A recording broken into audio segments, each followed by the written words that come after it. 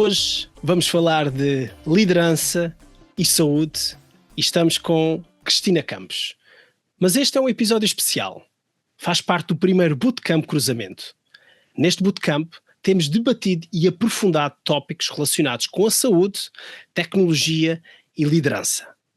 Os participantes do Bootcamp vão assistir a este episódio ao vivo. Depois da gravação, e já com os microfones e câmaras desligados, eles vão ter a oportunidade única de fazer perguntas e interagir com a Cristina. O meu nome é Daniel Guedelha e estou acompanhado pelo meu amigo e anfitrião André Correia. Olá a todos, muito boa tarde. Cristina, boa tarde, muito obrigado por teres aceito aqui o desafio lançado pelo podcast Cruzamento e muito bem-vinda à sessão de hoje. A primeira pergunta é aquela que todos, que quem nos acompanha já conhece bem. Em 30 segundos, quem é a Cristina Campos? Ok, obrigada pelo convite também para estar aqui. Uma das coisas que a Cristina Campos gosta são desafios, portanto começas logo por aí. Então, quem sou eu para quem não me conhece, ou um pouco mais do que sou eu? Eu sou, acima de tudo, uma mãe de 3 filhos, hoje já todos adultos, portanto a minha última filha, a mais nova, fez 18 anos este fim de semana. Sou uma pessoa, digamos que intensa, de alguma forma, ou seja, irrequieta, sempre à procura de melhorar, de inovar, de transformar, de ter mais impacto e, portanto, sou bastante curiosa, sou bastante sonhadora. Isso realmente tem sido aquilo que mais me orienta no meu caminho. Sou de alguma forma ambivertida, que é um termo que não sei se é familiar para todos, mas no fundo não sou uma pessoa nem extrovertida nem introvertida, ou se calhar sou um bocadinho das duas, dependendo dos ambientes onde estou e dos contextos em que estou. Gosto, como dizia há pouco, muito de desafios, de transformações, de projetos de inovação, de mudanças culturais, é isso realmente que me move. Gosto muito de refletir e pensar no propósito daquilo que faço todos os dias. Não digo todos os dias, se calhar é em excesso, mas de vez em quando. Profissionalmente, trabalho no setor da saúde desde sempre. O grande consumo, também passei pelo grande consumo. Tive quase 30 anos em multinacionais americanas e suíças. Tive um cargo, talvez seja esse que me leva aqui também este podcast, de CEO ou de diretora-geral e presidente de um grande grupo farmacêutico durante quase 10 anos em Portugal, e hoje estou numa fase da vida diferente, a gerir uma carreira mais em jeito de portfólio. Não sei se ultrapassei, certeza que ultrapassei os 30 segundos. E ultrapassaste muito bem. Então, Cristina, vamos pegar se calhar aí nesse ponto de presidente de uma grande multinacional que terá as grandes responsabilidades, e eu tenho a certeza que muitos dos nossos ouvintes, inclusive eu, temos uma grande curiosidade em perceber o que é isto da vida de um CEO numa multinacional. Neste caso era a empresa Novartis, tem uma sede muito grande na Suíça, mas tem uma estrutura muito grande também no país, em Portugal. Fala-nos como é que era esse teu dia-a-dia, as pressões que tinhas, as restrições orçamentais, a relação com os mídia. Desvenda um pouco desse mundo aos nossos ouvintes. Sim, então, de facto, na minha experiência, e acho que com certeza que se estivessem aqui outros CEOs a falar da sua experiência trariam pontos de vista diferentes, mas a minha experiência é, sem sombra de dúvida, foi talvez das funções mais estimulantes que tive até hoje. Mas tanto estimulante como de desafiante ou desafiador, não é? De muita pressão, como dizias, muita pressão, obviamente, acima de tudo, na demonstração de resultados, na entrega de resultados, mas também pressão de muitas outras dimensões. Eu diria que também tocaste um pouco nisso quando estavas a perguntar. No fundo, eu, enquanto CEO, sentia-me quase como uma embaixadora, digamos assim, da Novartis em Portugal, mas ao mesmo tempo de Portugal na Novartis. E não sei qual era o papel mais difícil, se era representar a Novartis em Portugal e levar a Novartis a uma posição cimeira e líder no mercado, que sempre foi a minha visão, para termos realmente um papel pioneiro e transformador e influenciar o mercado e, no fundo, aproveitando as tendências.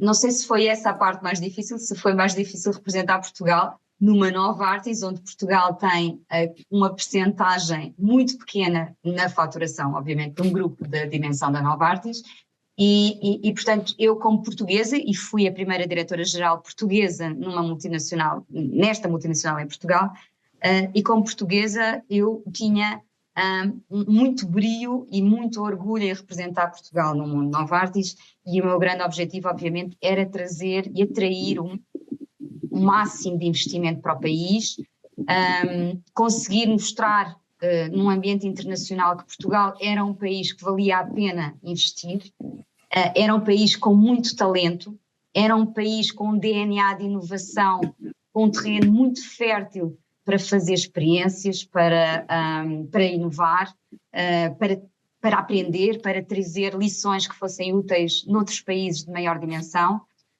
E, portanto, esse era também um papel, enquanto CEO, que eu tinha como um grande sentido de missão. E, portanto, muito desafiador nestes dois sentidos. Passei durante 10 anos, fui diretora-geral em Portugal, por muitas fases muito enriquecedoras e muito estimulantes e com muitas conquistas e de facto diversificámos muito o nosso portfólio, o nosso negócio, atingimos um lugar líder de mercado, não só em faturação, mas também ao nível da reputação. Recebemos muitos prémios que nos orgulharam imenso, Best Place to Work, prémios do Infarmed em termos de inovação e de investimento em ensaios clínicos em Portugal, prémios de reputação, portanto chegámos a atingir o número 1 do mercado da saúde ou da indústria farmacêutica em termos de reputação, e esses realmente eram os momentos que nos enchiam de orgulho e que nos mostravam que estávamos no caminho certo. E claro, depois outros momentos como a inauguração de um novo edifício em que tivemos o Presidente da República, 5 ministros, presidentes de tudo que eram institutos na área da saúde, e portanto muitos marcos que nos mostraram de facto que estávamos a fazer aquilo que tinha que ser feito, a trazer mais e mais inovação para o país, a chegarmos a mais e mais doentes, e portanto cumprimos aquilo que era o nosso propósito de ajudar as pessoas no país a viverem mais e melhor, através daquilo que era a nossa inovação em Portugal, mas também muitos desafios e portanto nem tudo é fácil, e portanto eu passei em 10 anos várias crises, e quando digo crises digo realmente, literalmente crises, não é? Eu iniciei funções em plena crise financeira, portanto estávamos numa fase, não só Portugal, a Europa, numa fase muito difícil, necessidade de redução de investimentos, de otimização de recursos, e portanto uma fase de reorganização extrema, uma fase difícil para o país também, obviamente, mas para a empresa também. Depois passei por crises, algumas que mexiam um pouco com a reputação, porque acontecem sempre situações menos desejáveis e até inesperadas, que temos que gerir, e faz parte, obviamente, às vezes essa parte não se vê tanto, não é? A responsabilidade do CEO de ter que gerir nos bastidores e com inúmeros stakeholders as crises de mídia, as crises de situações que correm menos bem, de rusgas, de denúncias, enfim, várias situações difíceis de gerir. E depois a crise da pandemia, não é? E eu já era diretora-geral há quase 7, 8 anos, quando entramos na pandemia, e eu tive que tomar a decisão de mandar, literalmente, toda a gente para casa, portanto, quase 400 pessoas para casa. Fomos da primeira empresa farmacêutica no mercado a irmos todos para casa. Ainda não estávamos ainda em confinamento em Portugal, e nós já tínhamos as pessoas todas em casa. E tudo a funcionar, e portanto foi mais uma fase de crise. E portanto, isto de facto é uma montanha russa, não é? Como na carreira de qualquer pessoa que se calhar está aqui hoje ligada, há muitos momentos bons e menos bons. Na vida de um CEO não é diferente, portanto, os momentos bons, os menos bons, as dificuldades, mas foi sem dúvida para mim uma aprendizagem enorme, uma aprendizagem em termos de liderança, muito grande. Eu tinha uma equipa de 14 diretores a reportarem-me, uma equipa grande, diversa, não só em termos de género, mas em termos de idade, em termos até de background, com certeza, mas até como neste podcast, até de geografias. Portanto, eu tive pessoas de todos os continentes, praticamente, se calhar todos não, mas pelo menos 3, representados no leadership team em Portugal, e isso era uma das coisas que nós tentávamos, era trazer diversidade a este nível também, e portanto isso é um desafio também de liderança, mantermos uma equipa coesa, unida, arrumar para a mesma direção, é sem dúvida um desafio. Para além desta equipa de direção, 14 pessoas, tinha ainda uma equipa matricial, no fundo, de diretores gerais, representantes de outras unidades de negócio dentro do mesmo grupo da Novartis, que não me reportavam oficialmente, do ponto de vista operacional, mas que do ponto de vista de país, no fundo, eu representava também essas divisões a nível institucional, a nível de políticas, a nível no fundo, até de interface com o exterior, representação junto do Ministério, da Apifarma, etc. E, portanto, até aqui este nível foi um desafio de liderança incrível, incrível. E enfim, isto só para dar alguma partilha de pequenos momentos que mostram bem o quão estimulante, mas o quão desafiante também é e foi para mim a vivência enquanto CEO da Novartis em Portugal. E Cristina, e se calhar aqui ainda neste ângulo, e já agora a Cristina referiu várias nacionalidades porque os participantes do podcast estão espalhados pelo mundo, estão aqui a ouvir-nos live hoje, como é que era essa dinâmica entre global, porque também existem essas tensões globais, regionais, e gerir uma equipa gigante também no país? Como é que era? Desvendai um bocadinho o véu dessa parte. Pois, no caso da Novartis, também sendo uma empresa de facto muito grande, é uma das Big Pharmas, e sendo uma empresa que tem uma estrutura hierárquica matricial com várias divisões, hoje menos, já houve entretanto mais um spin-off, mas várias divisões, vários clusters, vários níveis até geográficos. Portanto, eu reportava um cluster de países de média dimensão, depois havia uma região, que era a região Europa, depois havia a global, isto tudo ao nível do negócio, mas depois, para além da global ao nível do negócio, ainda havia a global funcional para cada função, e portanto toda esta matriz, no fundo, quase que de dotted lines e de chefias diretas, formais e informais,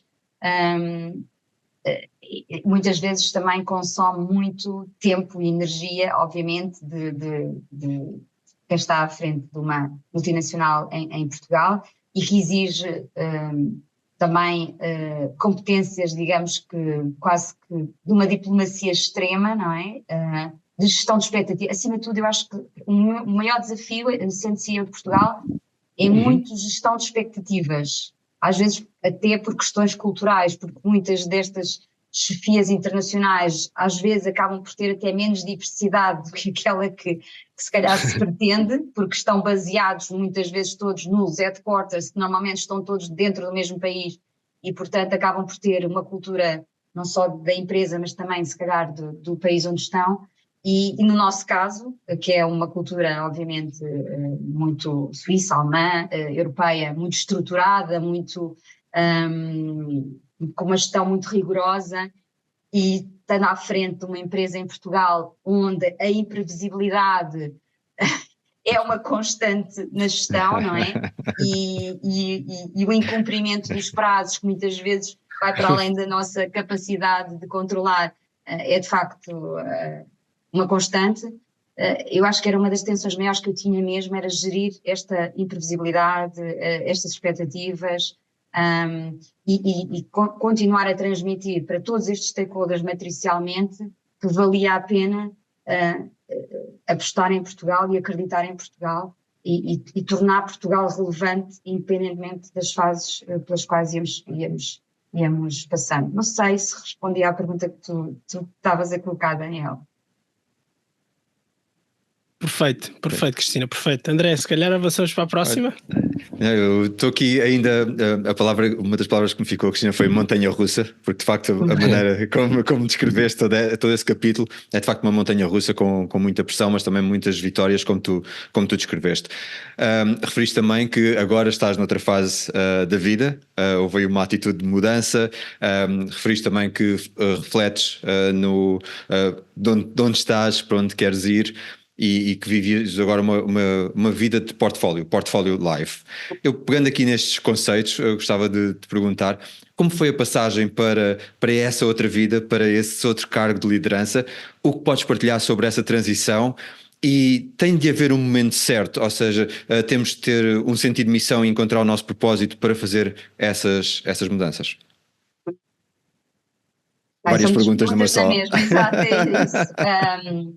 Mas digamos que, falando de transições, primeiro que tudo,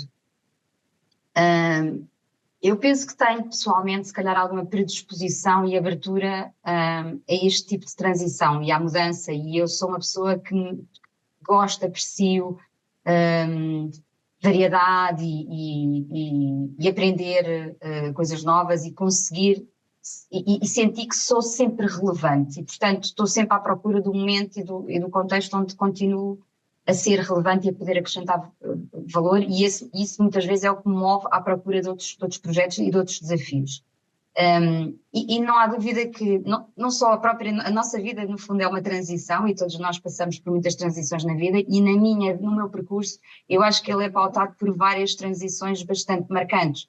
Esta nomeadamente que nos estamos a focar, que foi eu deixar de ser CEO da Novartis Portugal para ser qualquer outra coisa a seguir, de facto foi uma transição muito marcante, mas também foi refletida, portanto não foi abrupta, digamos assim, foi algo que eu, desde o primeiro dia em que fui convidada para ser CEO da Novartis Portugal, eu pensei imediatamente o que é que vai acontecer quando eu deixar de ser, porque eu sabia que estava numa organização que quer e promove uma rotação permanente das pessoas em cargos de liderança. Portanto, estava muito consciente de que isto era uma função a prazo. E, portanto, sempre encarei a função como algo que devia ser a prazo e onde eu estaria enquanto estivesse bem, enquanto a organização achasse que eu estaria bem. Primeiro ponto. Acabei por ficar muito mais anos do que eu imaginei, porque a média nestes cargos, pelo menos na Novartis, é entre 3 a 5 anos, eu acabei por ficar 8, 9 anos. E, portanto, esta noção de que seria a prazo sempre foi algo que esteve claro. A questão era, então, mas para fazer o quê? O que eu vou fazer depois? Portanto, uma multinacional, à partida nós pensaríamos, quer dizer, the sky is the limit, há tanta coisa para se fazer numa multinacional, há tantos países para onde podemos ir, é de facto um mar de oportunidades, desde que queiramos e tenhamos, no fundo, uma rede e um apoio e um contexto familiar propício a que isso aconteça. No meu caso, isso nunca foi uma possibilidade, portanto, por várias questões pessoais, nunca foi uma possibilidade de sair de Portugal. E, portanto, mais uma vez, também isso estava consciente na minha cabeça, que ia haver um momento em que eu iria fazer algo, se calhar, até fora da Novartis. E, portanto, na verdade, acabei por estar 20 anos na Novartis, quando nunca pensei estar tantos anos na mesma organização. E, portanto, eu saberia que era fora. A questão é, ok, fora a fazer o quê? E eu acho que há aqui 3 passos que são importantes nesta transição e que, para mim, foram importantes. Uma é uma reflexão profunda sobre mim própria, o meu autoconhecimento, conhecer profundamente qual é o meu propósito, o que é que me move, ou quando é que eu estou feliz, o que é que eu gosto de fazer, onde é que eu sou relevante, onde é que eu acrescento valores, quais são os meus valores, em que ambientes é que eu gosto de trabalhar. E, portanto, fazer essa reflexão profunda para mim foi muito, muito importante. Eu perceber até a minha identidade. O que é que eu sou? Ou o que é que eu quero vir a ser? Não é só o que é que eu sou, o que é que eu gostava ainda de ser mais? O que é que eu gostava de explorar? Portanto, fazer esta autoconsciência, esta reflexão, para mim foi muito importante. Depois, o segundo passo, eu acho que foi um pouco também conhecer o desconhecido. Ou seja, alargar um bocadinho os meus horizontes e sair do meu network usual do CEO da Novartis, não é? E tentar ir conhecer pessoas completamente diferentes, em ambientes completamente diferentes, expor-me a situações diferentes, e quando eu digo diferentes é noutros países, noutros setores, noutros contextos, ambientes de startup, de investimento, de mentoria, de adquirir novas competências. Eu fiz imensa formação em áreas completamente diferentes, fui para os Estados Unidos, fui para Harvard, fiz a Singularity, fui para Londres fazer formação em Non-Executive Boards, portanto fiz aqui um plano também de aquisição de novas competências, mas também de novos hábitos, novos hobbies, portanto criar aqui também um contexto que me fizesse a mim sair um bocadinho da minha zona de conforto, portanto eu fui muito proativa nisso, e isso acho que me começou um bocado a abrir também horizontes para ver que há mundo para além daquele onde nós estamos. E mesmo muitas vezes, às vezes achamos que estamos num grande mundo, mas é sempre uma bolha. Isto são tudo bolhas, não é? E, portanto, há muitas bolhas. E, portanto, abrir aqui um bocadinho os horizontes. E depois o terceiro aspecto, eu acho que tem muito a ver com a atitude, que é coragem, é irmos para a frente, termos uma atitude de desapego, de ok, isto já nos serviu, foi ótimo, de gratidão, mas vamos embora, vamos abraçar o próximo desafio, vamos com uma atitude, e muitas vezes, isto é quase que uma reflexão que eu faço diária, muitas vezes há algumas decisões mais difíceis tenho que fazer.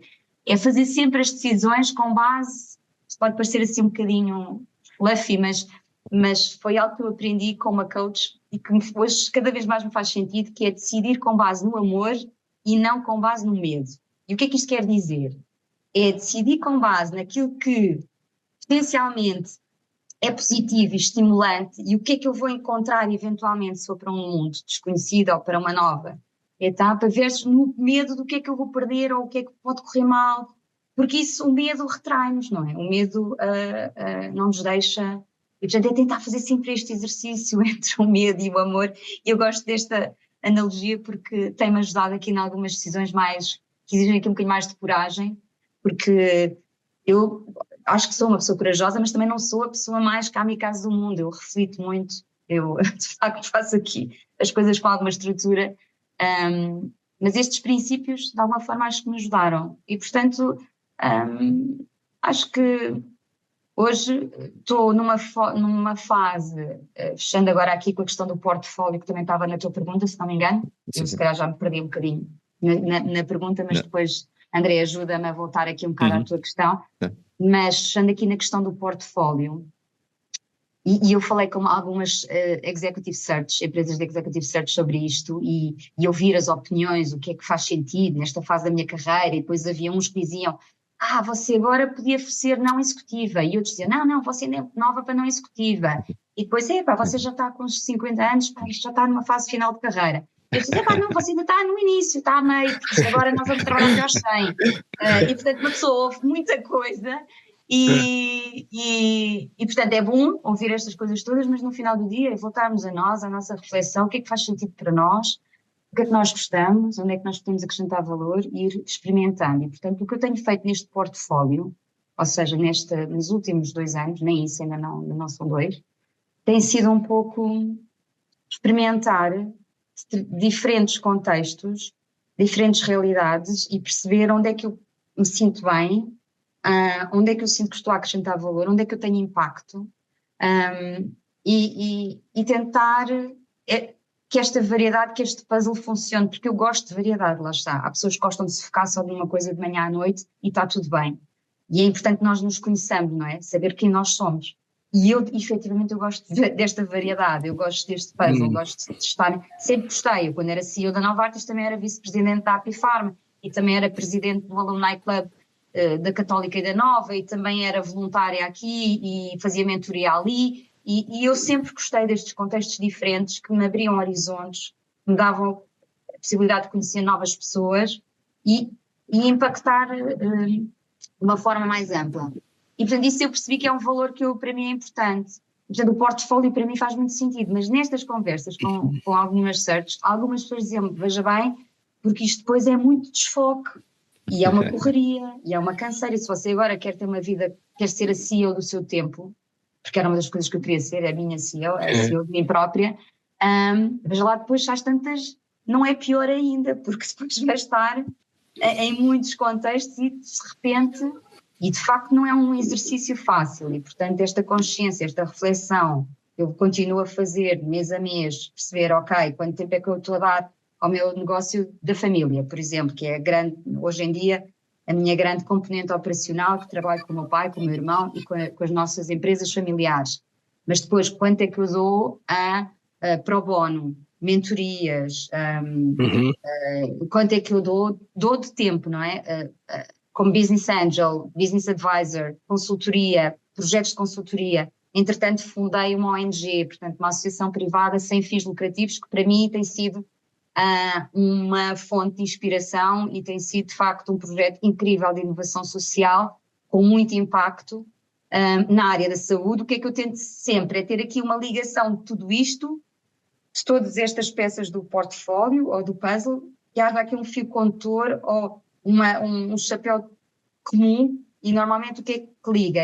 Para mim, é aquilo que são as minhas paixões, é a saúde, tecnologia, ou inovação, muitas vezes é a própria tecnologia, mas no fundo inovação, pessoas, desenvolvimento de pessoas, crescimento de equipas, mudança cultural, transformações e depois impacto. Sentir que há realmente um impacto na sociedade, nas pessoas, ou seja, não é trabalhar para trabalhar, não é trabalhar para aquecer, não é trabalhar para ganhar um salário, é trabalhar para fazer a diferença e medir essa diferença. E é isso que a Top Health, que é a tal associação privada sem fins lucrativos que nós lançámos, eu fundei com a minha sócia o ano passado, procura fazer, é exatamente valorizar projetos e pessoas que também trabalham com este propósito e que também trabalham para ter impacto dentro da área da saúde. E, portanto, é esta forma que eu hoje, eu digo hoje porque a vida é uma transição, não sei onde é que eu estarei daqui a 2 anos, 3, 4, 5, vou caminhando, eu sou uma pessoa de caminhada, de jornada, muito mais do que de destino, não tenho pressa de chegar ao fim, antes pelo contrário, portanto quero que a jornada seja super saborosa e portanto nunca sabe o que é que vai ser o próximo puzzle, portfólio, é ir vivendo e tentando ser sempre relevante. Não sei se respondi à tua pergunta, André, se calhar fica para além. Perfeito. Está muito, muito bem, Cristina, e se calhar só aqui uma observação de que de facto é um perfil que não é um perfil, eu vou chamar tradicional, não é normal, é tradicional. Eu acho que essas reações das várias pessoas que estão envolvidas no recrutamento e tudo mais, é uma reação exatamente o que é isto, onde é que eu boxo isto, e eu acho que isso exatamente tal como quando os iPhones, os novos chegam ao mercado, tens os early adopters. Eu vejo uma early adopter da Career Portfolio que se chama Cristina Campos, e por falar em Career Portfolio, e tu falavas agora nas farmácias e vamos aqui olhar um bocadinho para o ecossistema da saúde, que é muito mais do que a indústria farmacêutica. Temos estado aqui um bocadinho à volta da indústria farmacêutica. Queres explicar-nos, Cristina, qual é a tua visão do ecossistema atual da saúde e se ele está preparado para ter realmente o doente, o paciente, no centro da discussão? Sim. Bem, é mais um ponto interessante que, de facto, muitas vezes, quando estamos no nosso meio, e eu digo, quando estamos, no meu caso, eu acho que vivi um bocado essa experiência, estando no lado da indústria farmacêutica, de facto, havia uma certa sensação de que tudo girava à volta da indústria farmacêutica, não é? Claro, não há dúvida que a indústria farmacêutica é um player fundamental para a inovação em saúde, pela sua dimensão, pela dimensão global, pela capacidade de investir, de desenvolver novas tecnologias, de inovar, e portanto é um player incontestavelmente relevante. Mas, dito isto, não há dúvida que para fazermos a diferença, e eu senti muito isso quando passei da função de CEO, eu há pouco não falei sobre isso, local para uma função global. De facto, nós para termos realmente impacto, nós precisamos muito de um conjunto de atores que muitas vezes são até menos visíveis ou são menos valorizados. E sem eles não se consegue ter impacto. E quando eu digo um conjunto de atores, estamos a falar mesmo de muitos stakeholders, não é? E se olharmos para a cadeia de valor na saúde, ou de um medicamento, e virmos o doente, de facto, como o propósito que nos une a todos os que estão em saúde, porque, de facto, se não houvesse pessoas com doença, ou se não houvesse pessoas que queiram viver mais ou melhor, que eu penso que somos todos, portanto, basicamente pessoas, se não houvessem pessoas, não havia stakeholders da saúde, não é? Portanto, é isto que nos move, é este o nosso propósito. E no final do dia, de facto, cada stakeholder, desde o cientista que está no laboratório a desenvolver, a tentar responder às últimas, a todas as perguntas que não estão ainda respondidas, não é? A indústria lá está a desenvolver novas tecnologias para também necessidades não satisfeitas. Os cuidados de saúde, desde os cuidados de saúde primários, as farmácias, onde eu hoje estou mais presente, que são a porta de entrada da maioria das pessoas, qualquer pessoa, todas as pessoas vão pelo menos uma vez por mês a uma farmácia e têm ali uma oportunidade de contacto com profissionais de saúde, onde podem ter acesso a informação, a aconselhamento, a uma pré-triagem, a uma referenciação, e portanto um stakeholder importantíssimo, muitas vezes não valorizado o suficiente. Toda a área da literacia, da prevenção da doença, no fundo todos os stakeholders, desde os profissionais de limpeza, os transportadores, quer dizer, todos somos de facto muito relevantes para no final do dia conseguirmos cumprir o nosso propósito.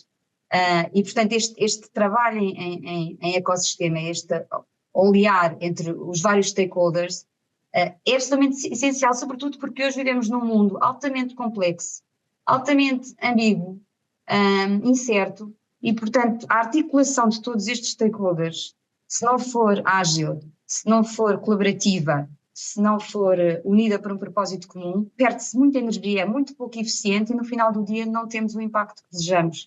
E por isso, mais uma vez, chamo aqui um bocado o exemplo da Top Health, que é a nossa associação privada sem fins lucrativos, onde um dos critérios que nós temos para reconhecer projetos e pessoas com impacto é efetivamente a capacidade de trabalhar em ecossistema e de trabalhar em articulação com os vários stakeholders e irmos buscar a cada um desses stakeholders o que cada um traz para no final do dia, para esta cadeia de valor. Em relação ao doente estar no centro ou não, e se estamos lá todos e quer dizer, eu desde que estou na indústria farmacêutica, e estamos a falar há quase 30 anos que se fala de patient centricity. Pelo menos nas empresas por onde eu passei. Portanto, isto não é de agora, não é? Isto já vem de há muitos anos. O que é facto é que continuamos a falar do mesmo, insatisfeitos em relação a estamos efetivamente a colocar o doente no centro. Portanto, se a pergunta está lá é porque nós não estamos ainda. E não estamos porquê? Porque não há consistência. Portanto, há bons exemplos, mas depois não há consistência. Não é?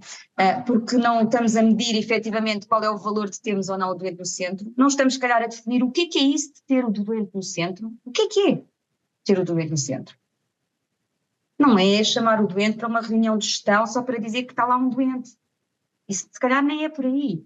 Portanto, o que é? Primeiro que tudo, definir o que é ter o doente no centro. E depois, o que é que nós vamos, que objetivos é que queremos, não é? E como é que nós vamos medir que foi bom ou não termos o doente no centro.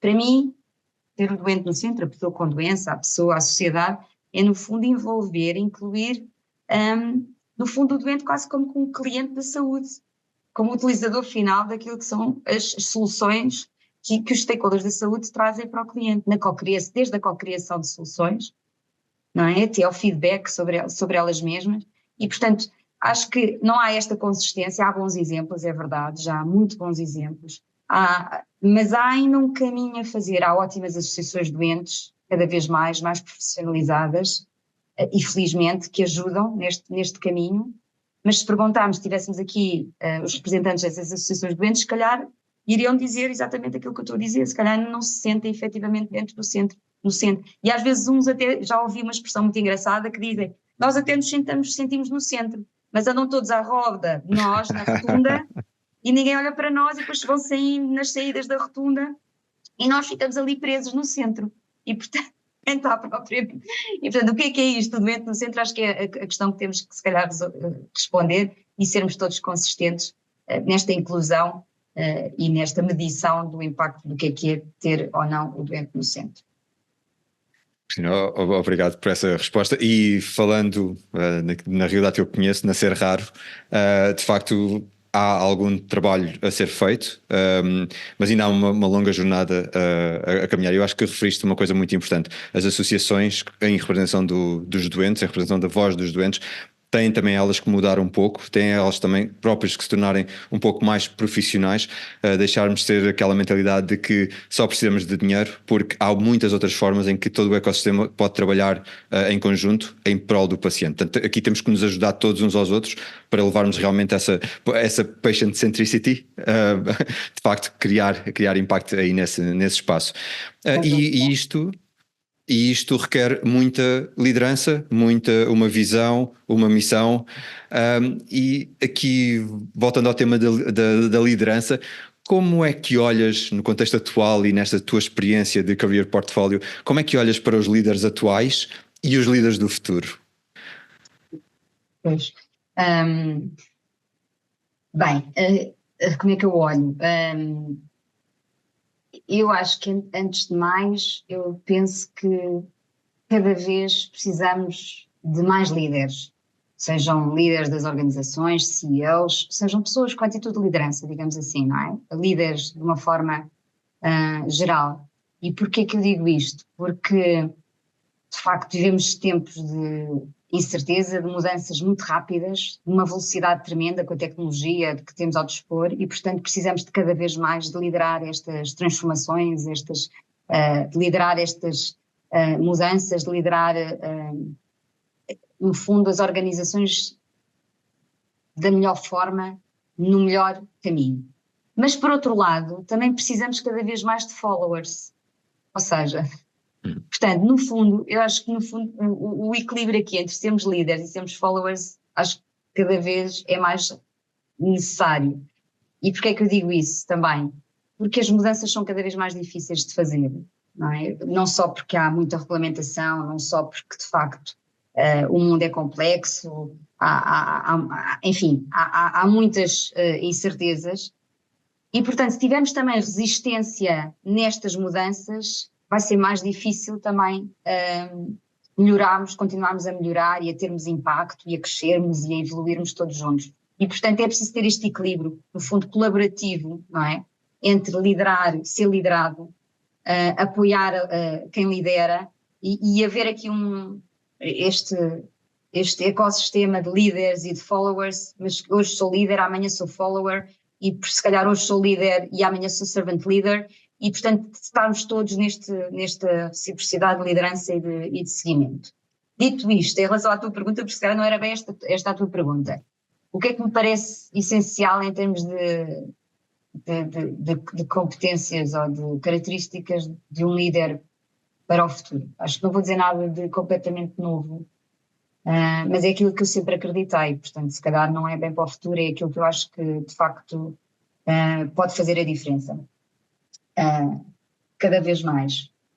E porquê? Porque temos de facto gerações cada vez mais exigentes e conhecedoras, exigentes e que a necessitarem de um sentido de propósito, mais conhecedoras e exigentes em termos de matéria de sustentabilidade, mais se calhar pessoas que não procuram um emprego para a vida, que estão permanentemente insatisfeitas e, portanto, que precisam de líderes claramente, líderes com propósito, de líderes de pessoas, de líderes empáticos, de líderes humanos e inclusivos também porque cada vez mais temos mais gerações a coabitar nas organizações e mais diversidade de uma forma geral. O mundo está cada vez mais global e, portanto, cada vez temos equipas mais diversas. Inclusive, quer dizer, eu nas nossas farmácias, nas farmácias que eu tenho sob minha gestão hoje em dia, nós temos já pessoas de comunidades que antigamente não havia nas farmácias. E, portanto, de facto, o nosso mundo não é só global por causa da tecnologia, é global também no local. É engraçado isto. E, portanto, esta coabitação de backgrounds, de idades, de gerações, que hoje temos mais gerações a trabalhar, vamos ter pessoas a trabalhar até mais tarde, quer queiramos, quer não. Existe também aqui líderes bastante inclusivos, líderes que tenham esta capacidade de conseguir catalisar o melhor em cada um de nós, e portanto esta questão do humanismo, da empatia, da compaixão, Acho que é talvez a característica que eu mais, pessoalmente, acho que vai ser mais importante num líder e cada vez mais. No presente já considero que seja, e penso que no futuro cada vez mais. Mas quer dizer, não é que já não sei, não fosse no passado. Portanto, se me perguntarem, mas isso não era importante antigamente? Era, de facto, era também, não é? Olhar com um peso diferente, um grau diferente, uma intensidade diferente. Exatamente, com uma intensidade diferente. E as expectativas, de facto, eram diferentes. As pessoas que estavam no mercado de trabalho tinham também expectativas diferentes. Trabalhavam de outra maneira. A minha geração, eu tive 20 anos numa empresa, se calhar hoje em dia, se calhar não estarão, não haverá assim tantas pessoas a pensar que vão estar 20 anos na mesma empresa. Não sei. Eu também não pensava e fiquei feliz. Mas de facto acho que as expectativas hoje são, vejo os meus filhos, não é? Vejo os meus filhos que tenho filhos entre os 18 e os 22 anos e de facto são tão diferentes daquilo que eu era e são desafios para a liderança, não há dúvida, de inclusão e de compaixão e de proximidade, capacidade de inspirar, capacidade de mobilizar esta massa profissional, este capital humano que cada vez é mais global e mais exigente. Eu diria que poderia dizer muito mais características, eu até costumo dizer, eu tenho os 5 Cs da liderança que para mim são importantes e que são características que eu acho que são importantes num líder, mas esta eu gostava de reter como aquela que eu acho mais importante para o futuro. Cristina, muito obrigado. Queremos agradecer o teu tempo e a tua disponibilidade para este episódio. Talvez aqui em jeito de resumo, falámos sobre o que é ser CEO em Portugal numa grande multinacional, liderar centenas de pessoas, o que é isto, uma mudança de carreira, o viver com propósito, um portfólio career, e vão investigar porque existe alguma literatura sobre isso, interessantíssima, ecossistema da saúde, líderes do futuro. Cristina, talvez aqui a mesma última pergunta, caso os nossos ouvintes queiram saber mais sobre ti, onde é que podem encontrar online? Super fácil. No LinkedIn, acho que é a forma mais fácil, talvez. Sim, eu diria no LinkedIn. Eu tento mais ou menos acompanhar. Acho que até já recebi alguns convites daqui deste grupo para estarmos ligados. Às vezes não consigo ver todas as mensagens, mas acho que é a forma mais fácil. E com essa nota para os líderes também proativos que temos neste grupo, Cristina, muito obrigado. Vamos continuar aqui a conversa no Bootcamp. Para aqueles que nos estão a ver e a ouvir, queremos também agradecer o tempo. Quanto a nós, podem também encontrar-nos no nosso website, nas redes sociais como o LinkedIn, YouTube e Twitter, e também no Instagram. O convite que vos deixamos é para subscrever a nossa newsletter. Assim, despeço-me e até à próxima conversa.